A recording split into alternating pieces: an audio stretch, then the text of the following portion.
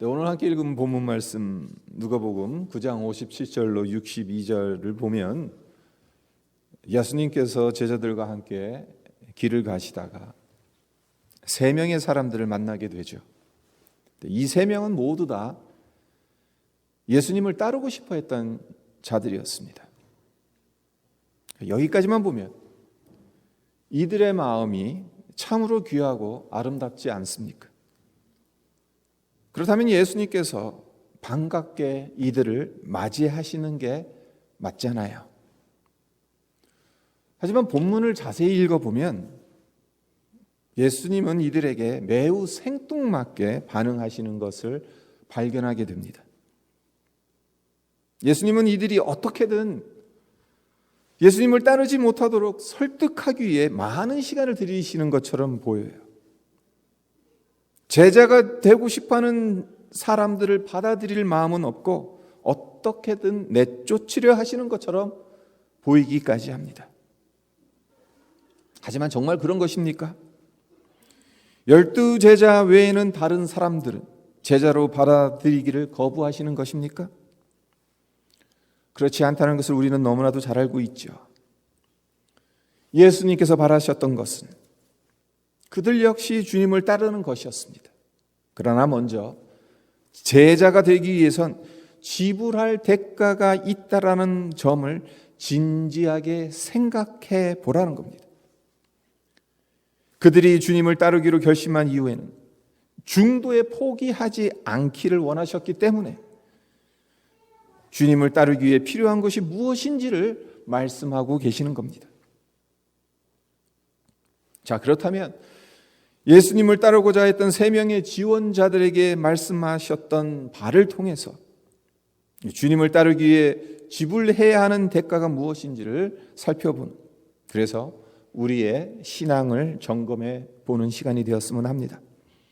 먼저 57절과 58절에 나오는 첫 번째 사람을 보십시오. 길 가실 때 어떤 사람이 여짜오되 어디로 가시든지 나는 따르리이다. 어디로 가시든지 나는 따르리이다 라고 예수님께 말씀을 드립니다. 예수님께서 뭐라고 대답하십니까? 58절을 보시면 예수께서 이르시되 여우도 굴이 있고 공중에 새도 집이 있으되 인자는 머리 둘 곳이 없도다 하시고, 제가 여러 차례 말씀을 드렸습니다마는 그러니까 성경을 읽다 보면 예수님이 때로는 참 이 사오정 같은 분이라는 느낌이 많이 들어요. 선문답을 하실 때가 참 많다는 느낌이 들어요. 질문에 대한 대답을 안 하시고 엉뚱한 말씀을 하실 때가 많다는 느낌이 많이 들어요. 그러니까 지원자가 와서 주님, 당신이 가시는 어디든지 제가 따라가겠습니다. 그렇게 말씀을 드렸더니 예수님께서 생뚱맞게 여우도 굴이 있고 공중에 새도 집이 있는데 인자, 나는 머리 둘 곳도 없다. 그렇게 말씀하시는 겁니다. 예수님께서 왜 이렇게 대답하시는 것이겠습니까? 여기서 발견해야 되는 것이 무엇이겠습니까? 주님을 따르기 위해선 이 땅에 어떤 안전보장 장치가 제공되지 않을 수 있다는 것을 염두에 두라는 겁니다. 분명 이 사람이 한 말, 어디로 가시든지 나는 따르리이다 라는 말, 진실된 마음으로 했을 거예요. 나름대로 결단하고 한 말입니다. 쉽게 한 말이 아니에요. 고민하고 그래서 주님 앞에 나와서 했던 말입니다. 하지만 이것이 과연 주님이 어디로 가실지, 그리고 그 여정에 어떤 일이 일어날지 알고 한 말이었을까요? 아닐 가능성이 큽니다. 이 사람은 주님 따르는 것을, 주님 따라다니다 보면 기적도 많이 구경하고 많은 군중들로부터 환영도 받을 수 있을 것이다, 이런 낭만적인 생각을 했을 가능성이 큽니다. 그렇지 않다면 예수님께서 굳이 여우도 굴이 있고 공중에 새도 집이 있으되 인자는 머리 둘 곳이 없도다라고 말씀하실 필요가 없을 것입니다. 너 나를 따라올래? 근데 내가 가는 길엔 머리 둘 곳도 없단다. 너에게 잘 집도 줄 수도 없단다. 나와 함께 같이 가면 밤이슬을 맞을 수도 있단다. 그것을 말씀하시는 거죠. 나를 따라오려거든 너 역시 머리 둘 곳 없을 것을 각오하라는 의미가 이 안에 담겨져 있는 것입니다.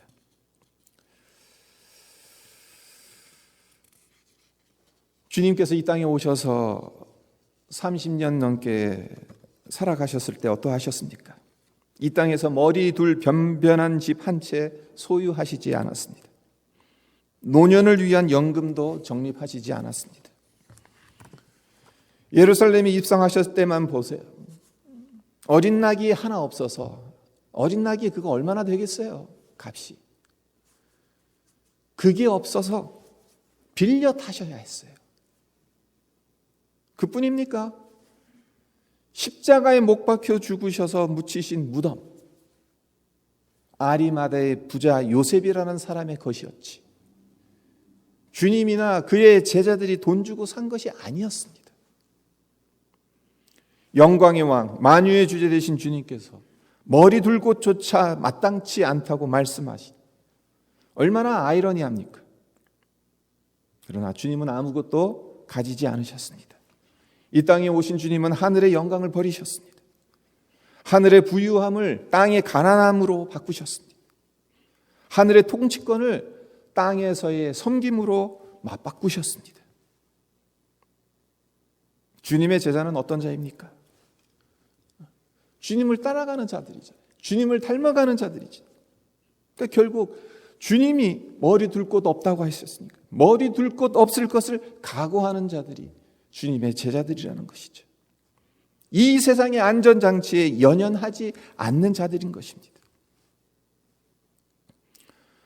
다음으로 59절과 60절을 보세요. 두 번째 사람과 예수님께서 대화를 나누시죠. 이 대화에서 발견할 수 있는 것이 무엇이겠습니까? 이 사람은 예수님께 뭐라고 요청을 합니까? 근데 이 두 번째 사람에겐 예수님이 먼저 요청을 해요. 나를 따르라.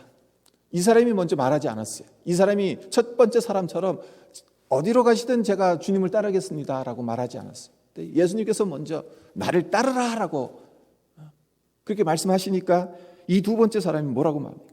그가 이르되 나로 먼저 가서 내 아버지를 장사하게 허락하옵소서라고 그렇게 이야기합니다.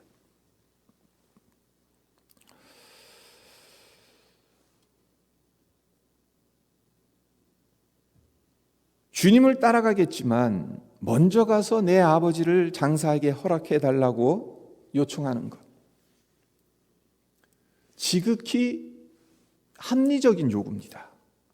그런데 예수님께서 이 요청에 대해서 어떻게 대답하십니까? 죽은 자들로 자기의 죽은 자들을 장사하게 하고 너는 가서 하나님의 나라를 전파하라 하라고 그렇게 말씀하십니다. 예수님께서 왜 이렇게 말씀하시겠어요? 주님께서 말씀하시는 그 의도가 무엇이겠습니까?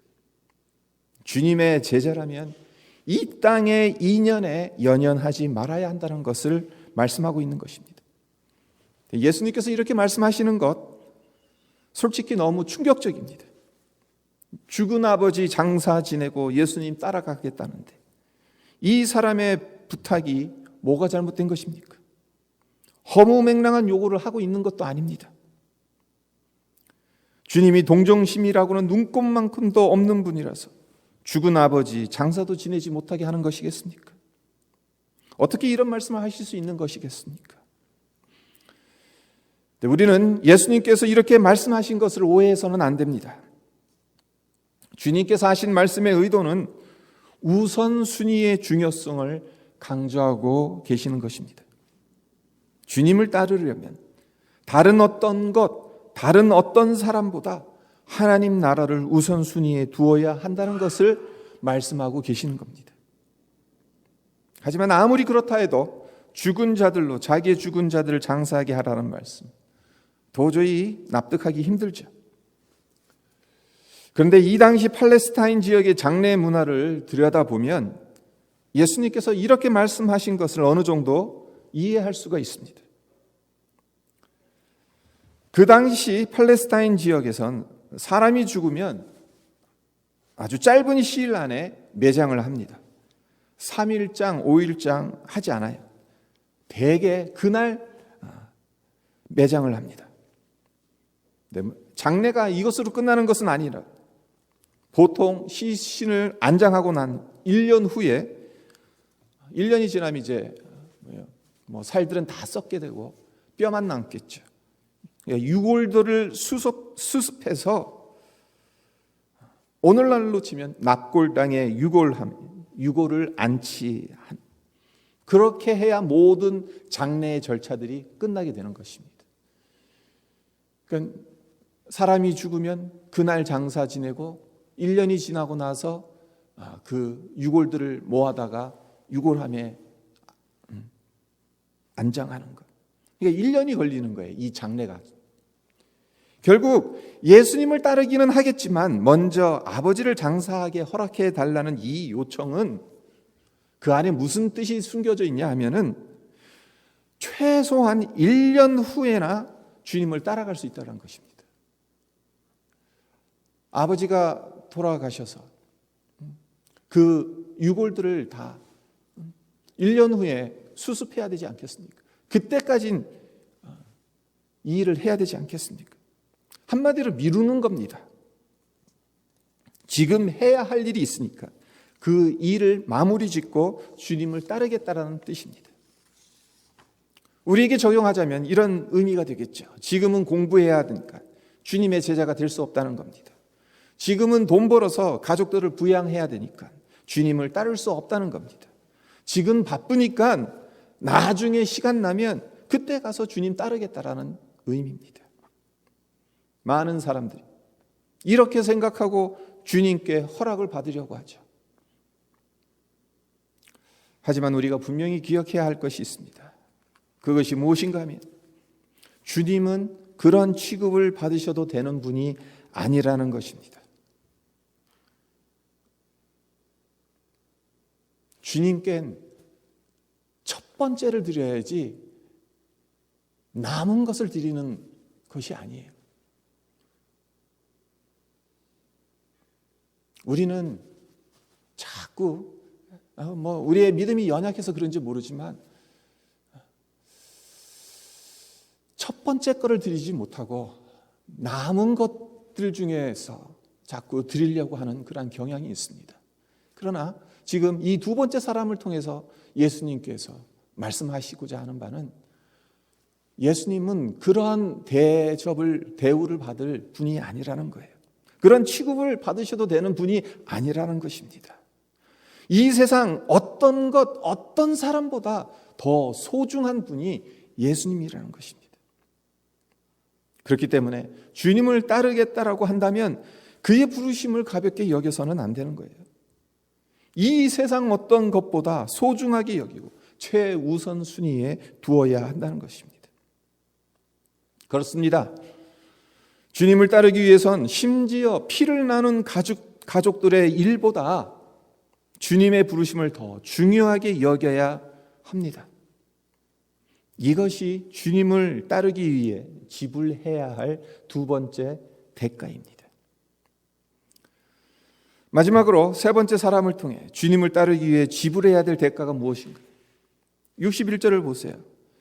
61절을 보면 또 다른 사람이 이르되 주여 내가 주를 따르겠나이다마는 나로 먼저 내 가족을 작별하게 허락하소서. 두 번째 사람과 세 번째 사람과 대동소이합니다. 두 번째 사람은 먼저 가서 내 아버지를 장사하게 허락해달라고 하고, 세 번째 사람은 나로 먼저 내 가족을 작별하게 해달라고. 그러니까 두 번째 사람보다는 세 번째 사람의 상황이 훨씬 더 낫죠. 예수님께서 충분히 들어주실 만한 합리적인 요청이죠. 이제 먼 길 떠나야 하는데 예수님 따라가야 되는데 그러면 가족들에게 가서 작별 인사는 해야 되지 않겠습니까? 아침에 회사 출근하고 학교에 갈 때 인사하고 가는 것이 마땅합니다. 하물며 먼 길 떠나야 하고 오랫동안 보지 못할 수도 있는 상황에서 가족들에게 작별 인사 정도는 해야 되는 것 아니겠습니까? 하지만 이런 요청에 대해서 예수님께서 뭐라고 말씀하십니까? 62절을 보세요. 예수께서 이르시되 손에 쟁기를 잡고 뒤를 돌아보는 자는 하나님의 나라에 합당하지 아니하니라 하시니라. 이 구절을 문자적으로만 보자면 주님께서 작별 인사 허락하시지 않는 것처럼 읽혀집니다. 그리고 그렇게 읽는다면 주님이 해도 너무한 분이다라고 밖에 볼 수 없습니다. 이런 점에서 성경을 문자적으로만 읽는 것을 조심해야 합니다. 성경을 문자 그대로 읽는 것이 중요하기는 합니다만은 글자만 읽고 그 안에 담겨있는 주님의 마음과 의도를 놓쳐버리게 된다면 아무 소용이 없는 것입니다. 주님께서 어떤 의도로 이렇게 말씀하시는 것이겠습니까? 예수님께서 세 번째 사람의 요청에 대해 쟁기를 비유로 들고 있죠. 그것이 중요합니다. 그 당시 농부들이라면 예수님께서 무엇을 말씀하시고자 하는지 금세 눈치챘을 겁니다. 그러니까 밭구랑을 매려면 소의 쟁기를 연결해서 소를 몰아야 하죠. 그리고 소를 몰 때 뒤를 돌아봐서는 안 됩니다. 뒤를 자꾸 돌아보면 밭을 똑바로 갈 수가 없습니다. 삐뚤삐뚤하게 갈 수밖에 없습니다. 그래서 이 밭구랑을 파기 위해서 먼 곳에 있는 산이나 나무나 큰 나무나 그것을 기준점으로 삼아서 손에 쟁기를 잡고 소를 몰았다고 해요. 그러면 이제 똑바로 그 밭구랑을 팔 수 있었다고 합니다. 그렇지 않고 밭구랑이 똑바로 갈렸나 뒤를 자꾸 돌아보면서 소를 몰게 되면 영락없이 삐뚤삐뚤해지게 되고 마는 것입니다. 우리야 쟁기가 어떻게 생겼는지 본 적이 없죠. 그래서 잘 우리 머릿속에 이게 잘 그려지지가 않아요. 이 비유가 생생하게 우리에게 다가오지 않습니다. 그래서 더 쉬운 예를 하나 들어보겠습니다. 자동차를 운전할 때 앞을 보지 않고 백미러만 보면서 운전한다고 가정해 보세요. 어떻게 되겠습니까?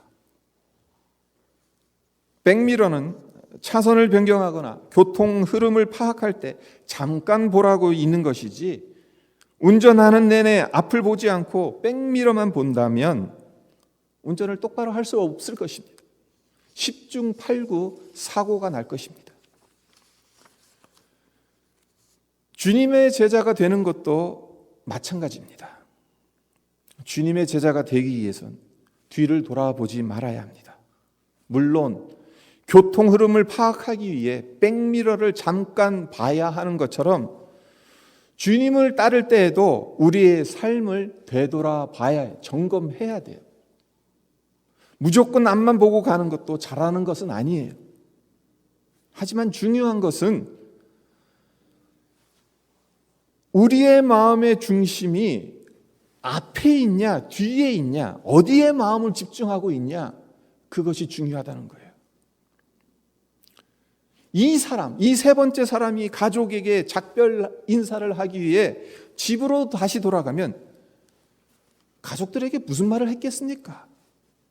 당연히 예수님 따라가겠다라는 말을 했겠죠. 그러면 그의 식구들이 그의 결심을 지지하고 흔쾌히 보내주었겠습니까?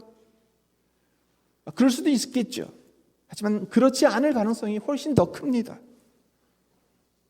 아버지는 그에게 네 가족들 먹여 살릴 책임이 있는 그 사실을 상기시켰을 겁니다. 어머니는 가족과 헤어지면서까지 예수를 따라가야 하냐고 만류했을 거예요.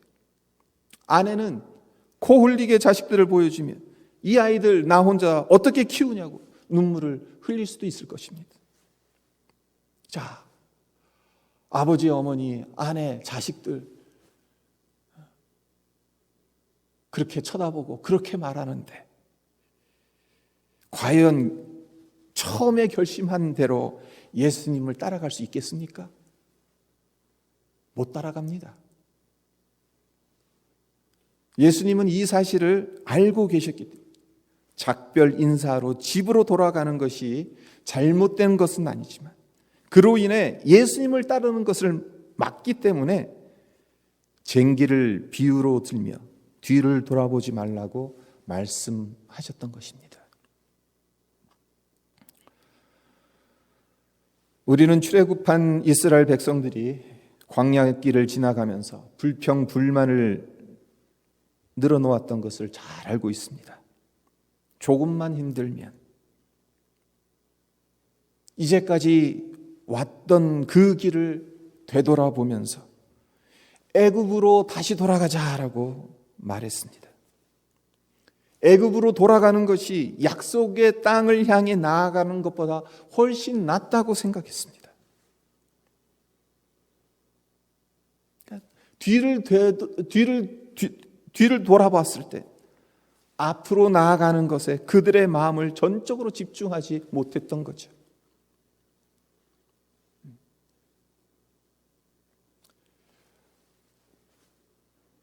광야에선 매일같이 만나와 메추라기, 식단이 딱 두 가지예요. 매일 만나와 메추라기를 먹어야 돼요. 그들로서는 지겹겠죠. 그들로서는 애굽에서 온갖 향신료가 들어갔던 그 수많은 메뉴들이 눈앞에 아른거렸을 거예요. 거기서 노예로 살았지만 그래도 먹는 것만큼은 잘 먹지 않았냐? 이런저런 좋은 음식들을 먹지 않았냐? 왜 광야에 나와서 맨날 똑같은 만나와 메추라기 이거 먹으면서 왜 이 길을 걸어가고 있냐?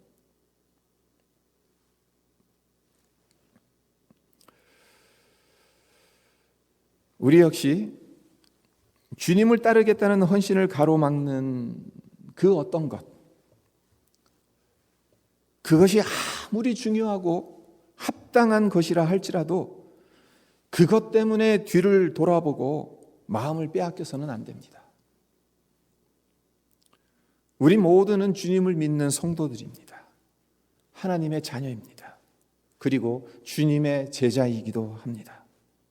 그러하기에 우리에게는 지불해야 할 대가가 있다라는 사실을 항상 명심해야 합니다. 오늘 본문에서 정말 주목해서 봐야 할 단어가 하나 있습니다. 그것이 뭐냐 하면은 먼저라는 단어입니다. 59절을 보세요. 또 다른 사람에게 나를 따르라 하시니 그가 이르되 나로 먼저 가서 내 아버지를 장사하게 허락하옵소서. 주님 따르겠습니다마는 그 이전에 내가 먼저 해야 할 일이 있습니다. 61절도 마찬가지죠. 또 다른 사람이 이르되 주여 내가 주를 따르겠나이다마는 나로 먼저 내 가족을 작별하게 허락하소서.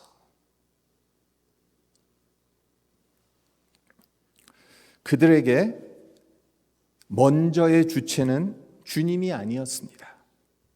그들의 일이었고 가족이 먼저였습니다. 이 세 사람들이 예수님께 청하고 제안했던 것들, 상식적으로 봤을 땐 잘못된 것도 하나도 없습니다. 오히려 예수님이 나쁜 거예요. 그렇죠? 예수님이 나쁜 거예요.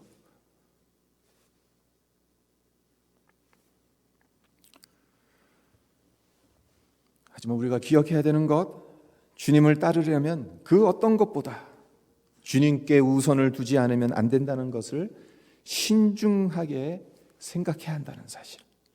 주님을 따르기 위해선 대가를 지불해야 한다는 것을 고려해야 한다는 것. 우리 모두는 주님을 최우선으로 두기 위해선 희생해야 할 것이 있음을, 그것이 예수님처럼 머리 둘 곳 없는 형태로 우리에게 찾아올 수도 있고, 세상의 중요한 일과 가족보다 주님을 더 우선순위에 둘 것을 요구받을 수 있다라는 사실을 기억했으면 합니다. 우리가 주님을 믿는 하나님의 백성으로, 자녀로, 제자로 이 세상을 살아간다는 것, 우리가 짊어져야 될, 우리가 지불해야 할 대가가 있다라는 사실, 우리가 그것을 잊지 말고 주님의 제자로 주님을 전적으로 따라가며 주님께서 맡겨주신 일들을 감당하는 우리 모두가 되시기를 주님의 이름으로 축원드립니다.